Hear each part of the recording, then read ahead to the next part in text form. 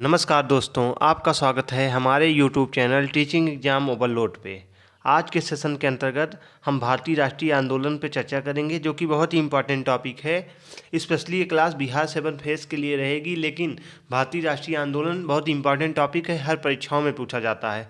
तो जो भी छात्र किसी भी लाइन से तैयारी कर रहे हैं, तो भारतीय राष्ट्रीय आंदोलन बहुत ही इंपॉर्टेंट टॉपिक है। इसको एकदम चित्रात्मक ढंग से क्लास को मैंने बनाया है, पीपीटी को, बहुत ही आसानी से आपको समझ में आएगा। आज की क्लास देखने के बाद आपको भारतीय राष्ट्रीय आंदोलन क्लियर हो जाएगा। इसको मैं 2 पार्ट में लूँगा।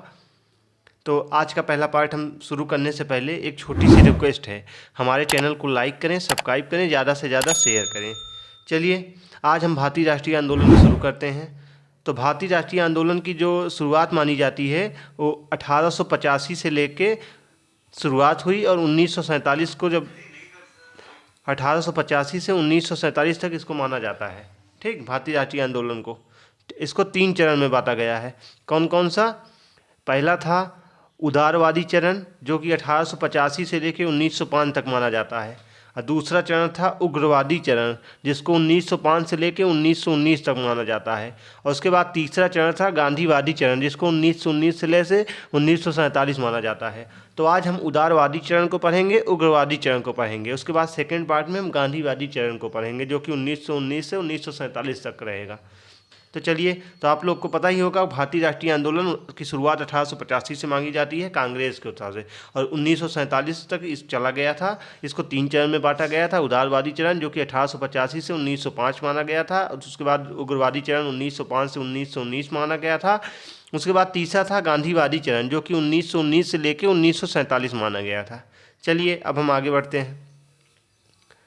एक बार हम कौन से सन में कौन से नाम को जाना जाता था, आइए उसको एक नज़र में देख लेते हैं, उसके बाद फिर हम आगे बढ़ते हैं।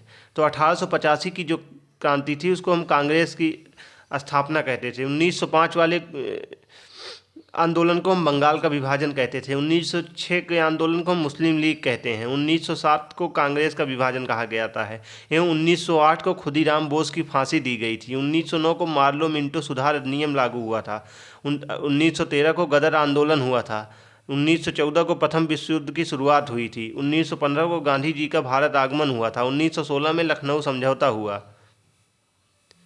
1917 में चंपारण सत्याग्रह हुआ। तो 1917 में चंपारण सत्याग्रह हुआ। 1918 में अहमदाबाद मिल मजदूर आंदोलन हुआ। 1918 में खेड़ा आंदोलन हुआ। 1919 में रोलेट एक्ट हुआ। 1919 में जलियांवाला बाग हत्याकांड हुआ। 1919 में खिलाफत आंदोलन हुआ। 1920 में असहयोग आंदोलन हुआ। एवं 1922 में चौरी चौरा कांड हुआ। 1923 में स्वराज पार्टी हुई। उसके बाद 1924 में कांग्रेस का बेलगाम अधिवेशन हुआ। उसके बाद 1925 में काकोरी कांड हुआ था। उसके बाद 1928 में साइमन कमीशन आया। 1929 में लाहौर अधिवेशन हुआ। 1929 में डांडी मार्च हुआ। 1930 में सबने अवज्ञा आंदोलन हुआ था। 1931 में गांधी इरविन समझौता किया गया था। 1930 में प्रथम गोलमेज सम्मेलन हुआ। एवं 1931 में द्वितीय गोलमेज सम्मेलन हुआ। एवं 1932 में तृतीय गोलमेज सम्मेलन हुआ। उसके बाद 1932 में पूना समझौता हुआ। 1940 में व्यक्तिगत सत्याग्रह हुआ। 1940 में पाकिस्तान की मांग हुई। 1942 में क्रिप्स मिशन हुआ। 1942 में भारत छोड़ो आंदोलन चलाया गया।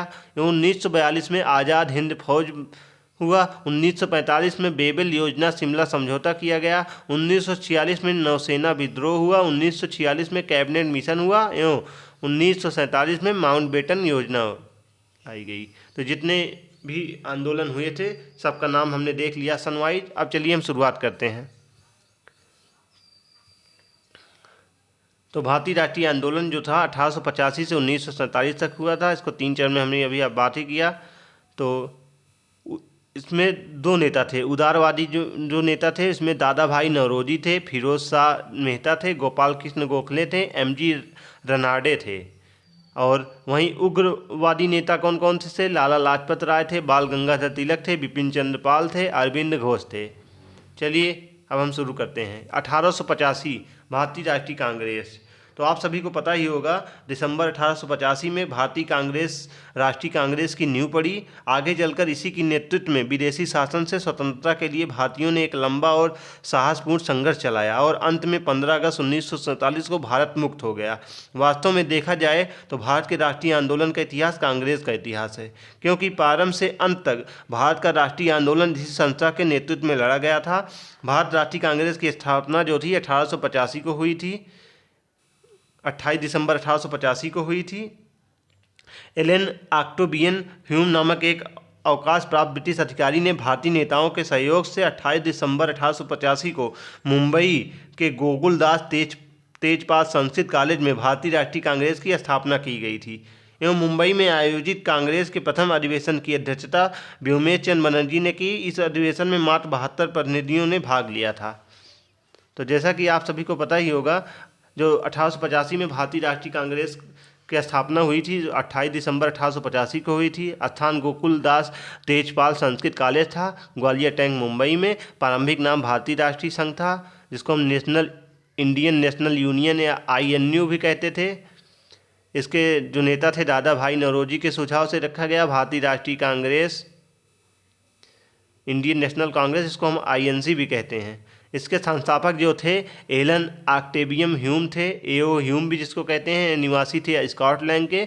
भारतीय सिविल सेवा के सेवानिवृत्त ब्रिटिश अधिकारी भी थे। शिमला में बसने के कारण हरमीत ऑफ शिमला भी कहा जाता है। इसकी जो पत्रिका थी जनता के मित्र थे। कांग्रेस के प्रथम सचिव जो 1906 तक रहे, तो कांग्रेस के जो प्रथम सचिव थे 1906 तक रहे थे एवं इनको पशु विज्ञान का पक्षी विज्ञान का जनक भी कहा जाता था। इनकी मृत्यु 1912 में हुई थी। ठीक, तो कांग्रेस की स्थापना कब मानी जाती है? 28 दिसंबर 1885 को मानी जाती है। ठीक, तो प्रारंभ में जब, तो आप सबको इसका कहानी के माध्यम से मैं आपको बताता हूँ। प्रारंभ में जब ब्रिटिश सरकार ने कांग्रेस को अपना सुरक्षा कवच समझकर सहयोग दिया, किंतु बाद में जब कांग्रेस ने वैधानिकों सुधारों की मांग रखी तो अंग्रेजों का कांग्रेस से मोह भंग हो गया। तो 1885 में भारतीय राष्ट्रीय कांग्रेस की स्थापना के साथ साथ एक अखिल भारतीय राजनीतिक मंच का जन्म हुआ।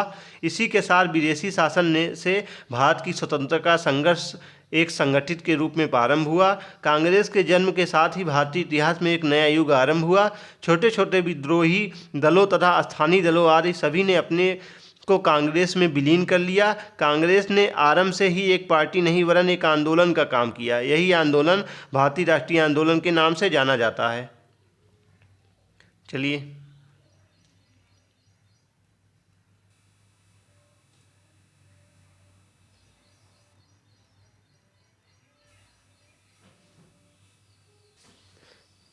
उसके बाद अब हम 1905 के बंगाल विभाजन को देखते हैं। तो इसका जो उद्देश्य था हिंदू और मुस्लिमों की एकता को तोड़ना था। इसका निर्णय 20 जुलाई 1905 को लिया गया एवं इसका विरोध जो हुआ था 7 अगस्त 1905 हुआ था और लागू कब किया गया था? 16 अक्टूबर 1905 को किया गया था। इसके वायसराय जो थे लॉर्ड कर्जन थे। कौन थे? Lord Curzon. ठीक, तो बंगाल विभाजन जो था इसको दो भागों में किया गया था, पूर्वी बंगाल और पश्चिमी बंगाल। पूर्वी बंगाल में कौन कौन सा था? पूर्वी बंगाल में असम मुस्लिम बाहुल्य क्षेत्र था एवं राजधानी ढाका थी। वहीं पश्चिम बंगाल में पश्चिम बंगाल था, बिहार था, उड़ीसा था, हिंदू बाहुल्य क्षेत्र थे एवं राजधानी इसकी कोलकाता थी। और इसको हम यहीं से स्वदेशी आंदोलन की शुरुआत भी कही जाती है। इसका स्थान था टाउन हॉल कोलकाता। ठीक, तो 1905 की जो बंगाल विभाजन हुआ था इसमें भारतीय राष्ट्रीय कांग्रेस की स्थापना के साथ ही संपूर्ण भारत के लोग जो थे ब्रिटिश शासन के विरुद्ध एक राष्ट्रीय मुख्यधारा में शामिल होते जा रहे थे। बंगाल तब भारतीय राष्ट्रवाद का प्रधान केंद्र था। तत्कालीन बंगाल में आधुनिक बिहार, उड़ीसा, पश्चिम बंगाल तथा बांग्लादेश आते थे। तो लॉर्ड कर्जन ने प्रशासनिक सुविधा का बहाना बनाकर बंगाल को दो भागों में बांट लिया। बंगाल विभाजन की सर्वप्रथम घोषणा 3 दिसंबर 1903 को की गई थी। यह 16 अक्टूबर 1905 को लागू हुआ था। राष्ट्रीय नेताओं ने विभाजन को भारतीय राष्ट्रवाद की एक चुनौती समझा। बंगाल के नेताओं ने इसे क्षेत्रीय और धार्मिक आधार पर बांटने का प्रयास माना, अतः इस विभाजन का व्यापक विरोध हुआ तथा 16 अक्टूबर को पूरे देश में शोक दिवस के रूप में मनाया गया। हिंदू मुसलमानों ने अपनी एकता प्रदर्शित करते हुए एक बहुत ही तीव्र आंदोलन 7 अगस्त 1905 से चलाया। स्वदेशी तथा बहिष्कार आंदोलन की उत्पत्ति बंगाल विभाजन विरोधी आंदोलन के रूप से हुई थी। इसके अंतर्गत अनेक स्थानों पर विदेशी कपड़ों की होली जलाई गई और विदेशी कपड़े बेचने वाली दुकानों पर धरने किए गए। इस प्रकार बंगाल के नेताओं ने बंगाल विभाजन विरोधी आंदोलन को स्वदेशी और बहिष्कार आंदोलन के रूप में परिवर्तित कर इसे राष्ट्रीय स्तर पर व्यापकता प्रदान की। विभाजन विरोध के दौरान जो महत्वपूर्ण घटना हुई थी जिसमें स्वदेशी आंदोलन चलाया गया। स्वदेशी आंदोलन में इसकी जो घोषणा हुई थी 7 अगस्त 1905 को हुई थी। स्थान था टाउन हॉल कोलकाता में और इसमें जो प्रस्ताव रखा गया था बहिष्कार प्रस्ताव, यानी इसमें विदेशी वस्तुओं को बहिष्कार करना था। इसका सुझाव किसने दिया था? कृष्ण कुमार मित्र के सुझाव पर किया गया था। इसका नेतृत्व किसने किया था? बाल गंगाधर तिलक ने किया था। कहाँ? मुंबई और पुणे में। और लाला लाजपत राय ने पंजाब और उत्तर प्रदेश में किया था इसका, और सर हैदर रजर ने दिल्ली में किया था, और चिदम्बरम पिल्ले ने मद्रास में। तो जो स्वदेशी आंदोलन था इसकी घोषणा 7 अगस्त 1905 को की गई थी। स्थान टाउन हॉल कोलकाता था। इसका प्रस्ताव था बहिष्कार प्रस्ताव, यानी विदेशी वस्तुओं का बहिष्कार करना था। इसके जो सुझाव दिया था कृष्ण कुमार मित्र जी ने दिया था, और नेतृत्व बाल गंगाधर तिलक ने किया था मुंबई और पुणे में। और लाला लाजपत राय ने पंजाब और उत्तर प्रदेश में इसका विरोध किया था, और सर हैदर रजा ने दिल्ली में, और चिदम्बरम पिल्ले ने मद्रास में किया था। इसमें जो नारा था वंदे मातरम, विभाजन नहीं चाहिए, बंगाल एक है। तो इसका नारा था वंदे मातरम, विभाजन नहीं चाहिए और बंगाल एक है। ठीक। विभाजन लागू के बाद जो घटनाएं घटित हुई थी उसमें संपूर्ण बंगाल में शोक दिवस मनाया गया था। रविन्द्रनाथ टैगोर की सुझाव से राखी दिवस मनाया गया था। तो विभाजन के बाद जो घटनाएं घटित हुई इसमें संपूर्ण बंगाल में शोक दिवस मनाया गया था, और इसके साथ साथ रविन्द्रनाथ टैगोर की सुझाव पर राखी दिवस मनाया गया। और बंगाल विभाजन के दौरान रविन्द्रनाथ टैगोर द्वारा प्रसिद्ध गीत अमार सोनार बांग्ला लिखा गया, जो आगे बांग्लादेश का राष्ट्रीय गीत बना। तो बंगाल विभाजन के दौरान रविन्द्रनाथ टैगोर ने एक प्रसिद्ध गीत अमार सोनार बांग्ला लिखा, जो कि आगे चल के बांग्लादेश का राष्ट्रीय गीत बना। बंगाल विभाजन रद्द एवं दिल्ली दरबार 1911 में। तो जो बंगाल विभाजन रद्द किया गया एवं दिल्ली दरबार लगा 1911 में लगा। दिल्ली दरबार का आयोजन जो हुआ था इसमें आयोजित 12 दिसंबर 1911 को हुआ, और इसके जो वायसराय थे लॉर्ड हार्डिंग द्वितीय थे। तो इसके वायसराय कौन थे? लॉर्ड हार्डिंग द्वितीय थे। और इंग्लैंड सम्राट कौन थे इसके? जॉर्ज पंचम के स्वागत में किया गया था। इंग्लैंड सम्राट जॉर्ज पंचम के स्वागत में किया गया था। इसमें जो निर्णय लिया गया था बंगाल विभाजन रद्द हो, दूसरा राजधानी कोलकाता से दिल्ली की घोषणा हो 1911 में। तो इसमें जो पहला निर्णय यह लिया गया कि बंगाल विभाजन रद्द किया जाए, दूसरा निर्णय यह था कि राजधानी कोलकाता से दिल्ली की घोषणा 1911 में। 1 अप्रैल 1912 को दिल्ली भारत की राजधानी बनी। तो 1 अप्रैल 1912 को दिल्ली भारत की राजधानी बनी। 1912 में बिहार को बंगाल से अलग कर एक अलग प्रांत बनाया गया, जिसमें वर्तमान उड़ीसा और झारखंड भी शामिल था। तो 1912 में बिहार को बंगाल से अलग करके एक अलग प्रांत बनाया गया, जिसे वर्तमान में उड़ीसा और झारखंड में भी शामिल था। चलिए अब हम मुस्लिम लीग देखते हैं। तो मुस्लिम लीग जो थी इसकी शुरुआत 1906 में हुई। इसमें जो अधिवेशन हुआ था 1906 को ढाका में हुआ, 1907 में कराची में, 1908 में अमृतसर में। तो इसकी स्थापना 1906 में। संस्थापक कौन थे? आगा खां और सलीमुल्लाह खां थे। तो इसके जो संस्थापक थे आगा खां और सलीमुल्लाह खां थे। प्रथम अध्यक्ष आगा खां थे। और इसका जो उद्देश्य था, इसका उद्देश्य यह था कि ब्रिटिश सरकार के प्रति मुस्लिमों की निष्ठा बढ़ाना। दूसरा था मुसलमानों के राजनीतिक अधिकारों की रक्षा करना एवं कांग्रेस के प्रति मुसलमानों से घृणा उत्पन्न करना। तो मुस्लिम लीग की जो स्थापना 1906 में की गई थी। संस्थापक आगा खां और सलीमुल्लाह खां थे। प्रथम अध्यक्ष आगा खां थे। इसका जो प्रमुख उद्देश्य था ब्रिटिश सरकार के प्रति मुस्लिमों को निष्ठा बढ़ाना, मुसलमानों के राजनीतिक अधिकारों की रक्षा करना, कांग्रेस के प्रति मुसलमानों में घृणा उत्पन्न करना। चलिए, और इसका जो अधिवेशन हुआ था 1906 को ढाका में हुआ, 1907 में कराची में, 1908 में अमृतसर में। पृथक निर्वाचक मंडल की मांग की गई थी। अमृतसर में पृथक निर्वाचक मंडल की मांग भी की गई थी। चलिए, उसके बाद 1907 कांग्रेस का सूरत अधिवेशन।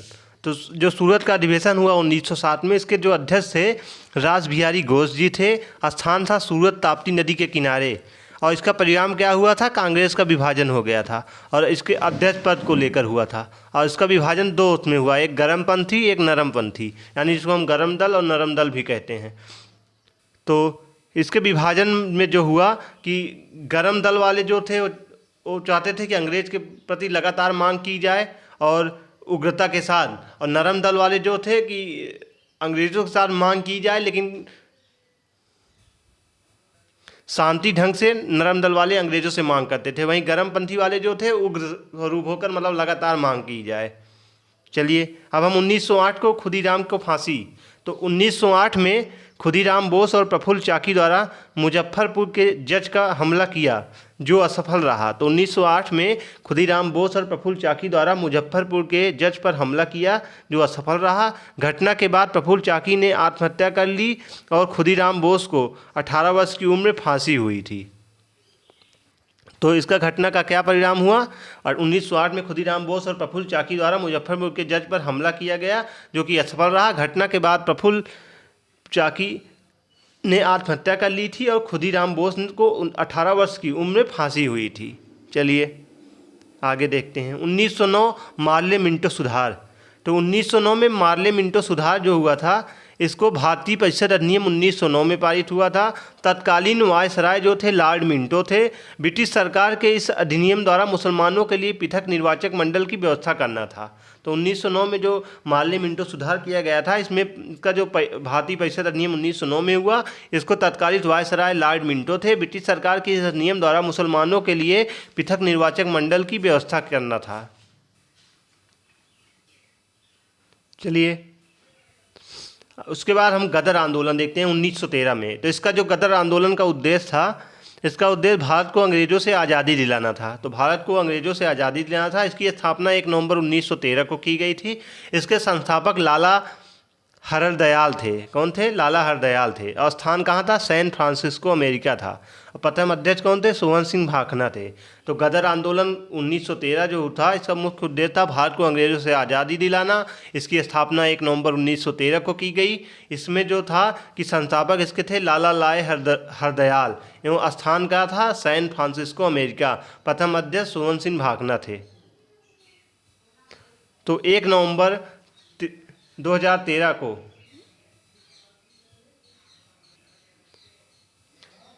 गदर पत्रिका उर्दू जारी हुई जो साप्ताहिक थी और 9 दिसंबर 1913 से यह गुरुमुखी लिपि में छपने लगी थी। इस पत्रिका का प्रथम पहला पृष्ठ अंग्रेजी राज्य का कच्चा चिट्ठा नाम से छापा था।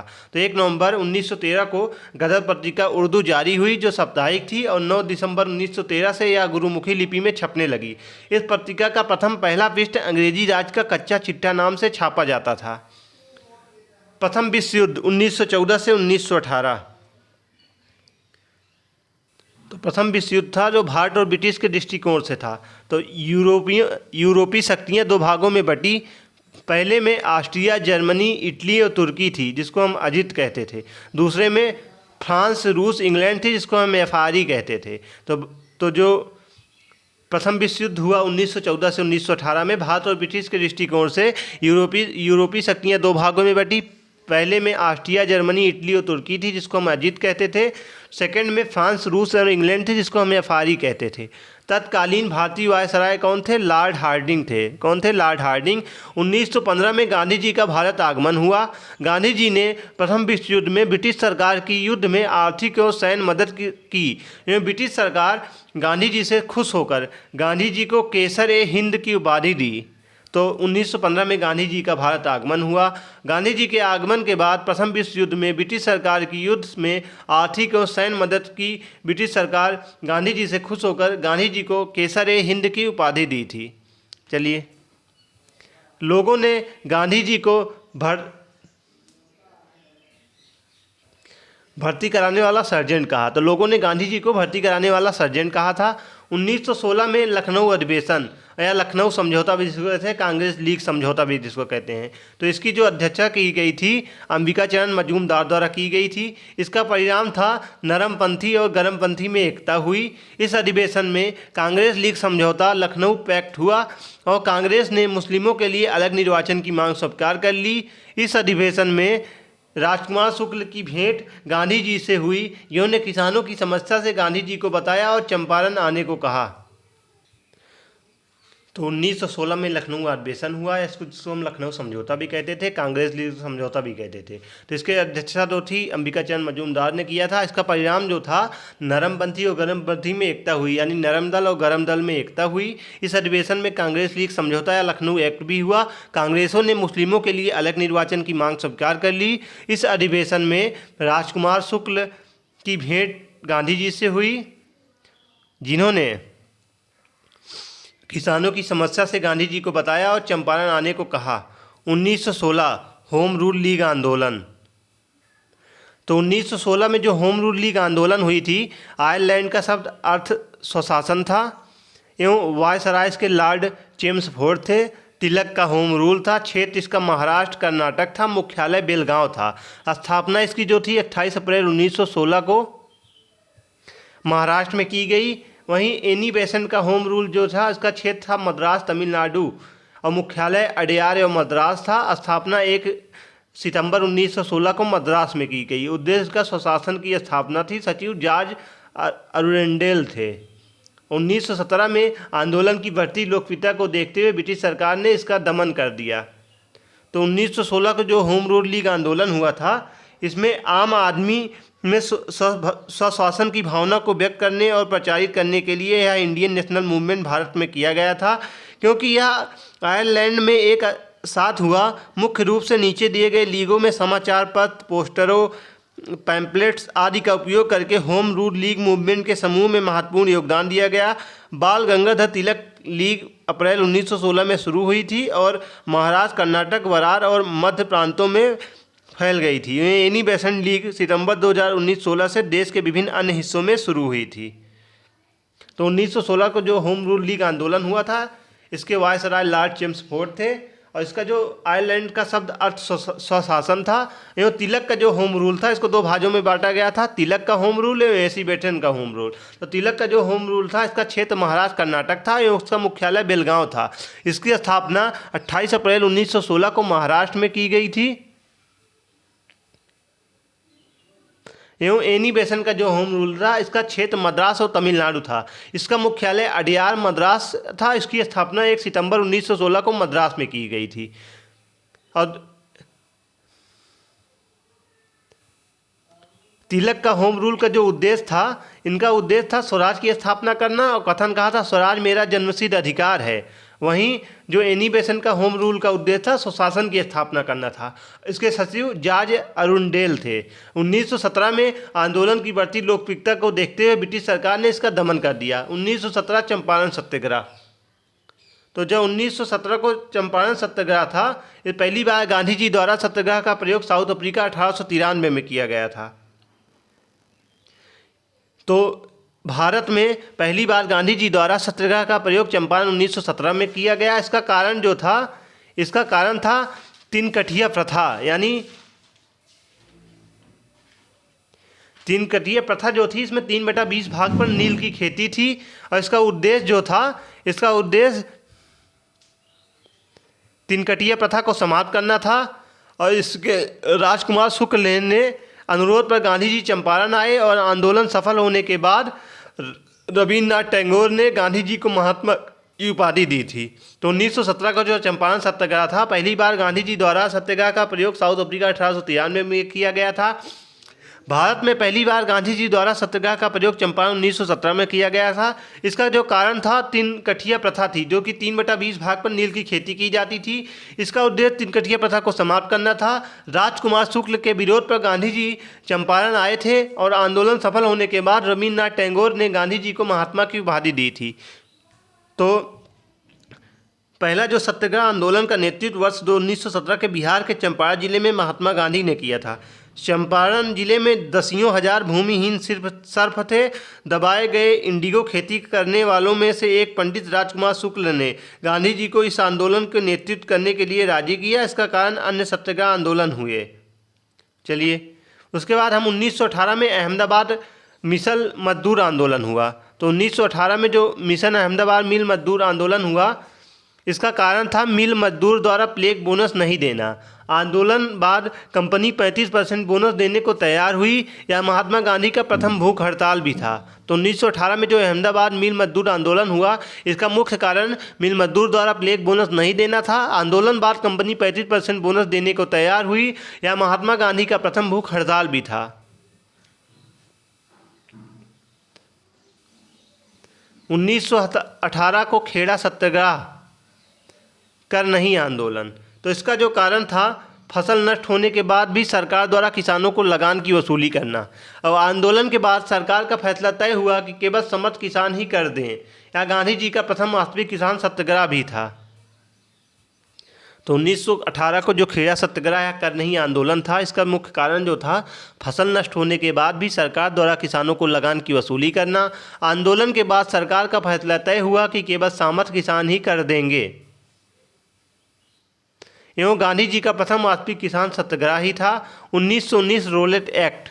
तो 1919 में जो रोलेट एक्ट आया, इसका पारित किया गया था 18 मार्च 1919 को। इसका जो उद्देश्य था, इस एक्ट के तहत सरकार जिसे चाहे बिना मुकदमा चलाए जेल में कैद कर सकती थी। तो इस एक्ट के तहत सरकार जिसे भी चाहे बिना मुकदमा के चलाए जेल में कैद कर सकती थी। इस एक्ट को बिना अपील, बिना वकील, बिना दलील को कानून कहा जाता था। तो गांधी जी इस एक्ट के खिलाफ थे। 6 अप्रैल 1919 को पूरे देश में हड़ताल चलाया गया और 10 अप्रैल 1919 को पंजाब के लोकप्रिय नेता सैफुद्दीन किचलू और सत्यपाल को हड़ताल के दौरान हिमाचल प्रदेश से गिरफ्तार किया गया था। तो 1919 जो रोलेट एक्ट था, 18 मार्च 1919 में पारित किया गया था। इसका मुख्य उद्देश्य था कि इस एक्ट के तहत सरकार जिसे चाहे बिना मुकदमा चलाए जेल में कैद कर सकती थी। तो इस एक्ट को बिना अपील की, बिना वकील, बिना दलील का कानून भी कहा जाता था। गांधी जी इस एक्ट के खिलाफ थे। 6 अप्रैल 1919 को पूरे देश में हड़ताल चलाया गया और 10 अप्रैल 1919 को पंजाब के लोकप्रिय नेता सैफुद्दीन किचलू और सत्यपाल को हड़ताल के दौरान हिमाचल प्रदेश से गिरफ्तार कर लिया गया था। चलिए अब जलियांवाला बाग हत्याकांड देखते हैं 1919। तो जलियांवाला बाग हत्याकांड जो 1919 था, इसमें रोलेट एक्ट के विरोध में हड़ताल के दौरान सैफुद्दीन किचलू और सत्यपाल को गिरफ्तार के विरोध में 13 अप्रैल को अमृतसर के जलियांवाला बाग में सरकार की नीतियों के विरोध में सभा का समायोजन हुआ। सभा के समायोजन के दौरान कमांडर जनरल ओडायर ने गोलियां चला दी, जिसमें हजारों लोगों की मृत्यु हो गई। तो जलियांवाला बाग हत्याकांड 1919 में रोलेट एक्ट के विरोध में हड़ताल के दौरान सैफुद्दीन किचलू और सत्यपाल के गिरफ्तार के विरोध के बाद 13 अप्रैल को अमृतसर के जलियांवाला बाग में सरकार की नीतियों के विरोध सभा का आयोजन हुआ था। सभा के आयोजन के दौरान कमांडर जनरल ओडायर ने गोलियां चलवा दी, जिसमें हजारों लोगों की मृत्यु हो गई। जलियांवाला बाग हत्याकांड में हंसराज नामक भारतीय ने जनरल डायल की सहयोग किया था। जलियांवाला बाग हत्याकांड के विरोध में उपाधि लौटा दी और गांधी जी को केसर-ए-हिंद, रविन्द्रनाथ टैगोर को नाइटहुड और जमना लाल बजाय को राय बहादुर, अंग्रेज सरकार के खिलाफ बढ़ते असंतोष के कारण घटना की जांच के लिए जनरल हंटर की अध्यक्षता में हंटर कमीशन बनाया गया। जलियांवाला बाग हत्याकांड के 21 वर्ष के बाद 1940 में सरदार उधम सिंह ने लंदन जाकर सभा को संबोधित कर रहे थे डायर को गोली मारी थी। तो जलियांवाला बाग हत्याकांड के 21 वर्ष के बाद 1940 में सरदार उधम सिंह ने लंदन जाकर सभा को संबोधित कर रहे डायर को गोली मारी थी।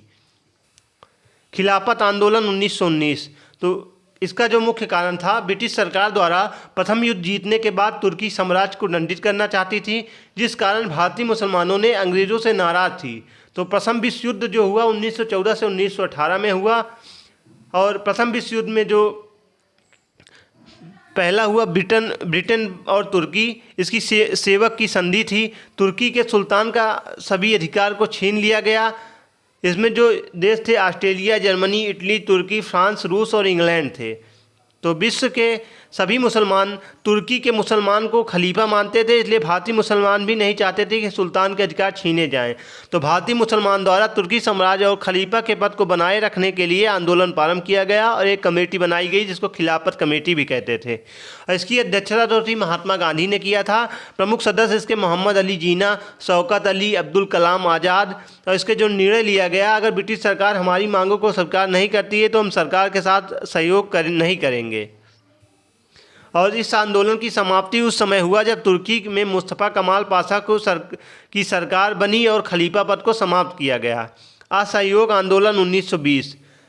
तो असहयोग आंदोलन जो 1920 में शुरुआत हुई, 1 अप्रैल 1920 को हुई। इसमें तिलक की मृत्यु के दिन हुई थी। इसका जो उद्देश्य था स्वराज को प्राप्त करना था, जलियांवाला बाग हत्याकांड को न्याय दिलाना था, खिलाफत आंदोलन को न्याय दिलाना था एवं ब्रिटिश सरकार का सहयोग नहीं करना था।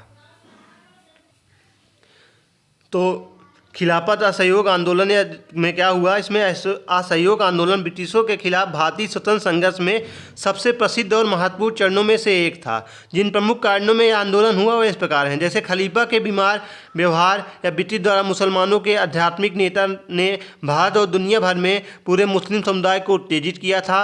देश में बिगड़ती आर्थिक स्थिति के साथ साथ जलियांवाला बाग नरसंहार या रौलट अधिनियम आदि जैसी प्रमुख घटनाएं मुख्य कारण थी। यह एक महत्वपूर्ण भारतीय राष्ट्रीय आंदोलन कैसे बन गया। असहयोग आंदोलन को आधिकारिक तौर पर अगस्त 1920 में खलीफा समिति द्वारा शुरू किया गया था। साथ ही भारतीय राष्ट्रीय कांग्रेस ने दिसंबर 1920 में अपने नागपुर सत्र के बाद आंदोलन को अपनाया, जिसके बाद सरकारी सामानों, स्कूलों, कॉलेजों, भोजन, कपड़ों आदि का पूरा बहिष्कार हुआ और राष्ट्रीय स्कूलों में अध्ययन पर जोर दिया गया और खादी उत्पादों में प्रयोग किया गया। 5 फरवरी 1922 के चौरा चौरी घटना हुई, जिसमें 22 पुलिसकर्मियों के साथ पुलिस स्टेशनों को जला दिया गया था।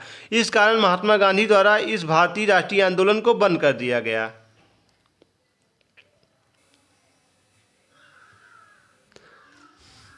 तो असहयोग आंदोलन का जो प्रस्ताव हुआ था, कांग्रेस का विशेष अधिवेशन 1920 में हुआ, स्थान कोलकाता था, अध्यक्ष लाला लाजपत राय थे।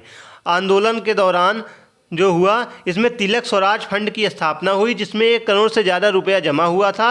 छात्रों द्वारा शिक्षा संस्थान का बहिष्कार हुआ, वकीलों द्वारा न्यायालय की बहिष्कार हुआ, विदेशी वस्तुओं को बहिष्कार एवं जलाया गया, संपूर्ण भारत में हड़ताल किया गया।